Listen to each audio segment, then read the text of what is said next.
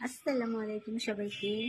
তো আপনাদেরকে অনেক দিন আগে বলেছিলাম যে আমার বারান্দায় বুলবুলি পাখি বাসা করেছে, ওই যে উপরে বাগান বিলাসের ডালের উপরে একটু, এই যে দেখতে পাচ্ছেন, এই যে এখানে হচ্ছে বুলবুলি পাখি বাসা করেছে।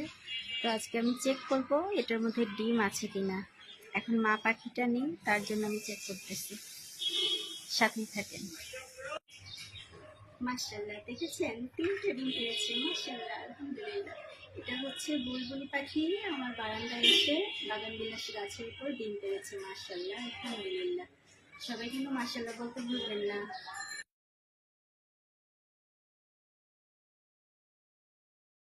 যাই হোক, আমি আপনাদের সাথে শেয়ার করলাম। এখানে হচ্ছে বুলবুলি পাখি ৩টা ডিম পেয়েছে। মাশাআল্লাহ, দোয়া করবেন।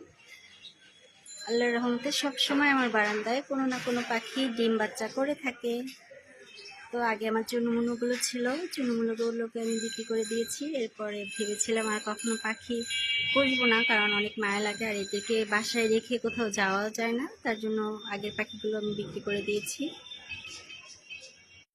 মাশাআল্লাহ, মাশাআল্লাহ, মাশাআল্লাহ, আল্লাহু বারিক লাকুম। মাশাআল্লাহ, মাশাআল্লাহ, মাশাআল্লাহ।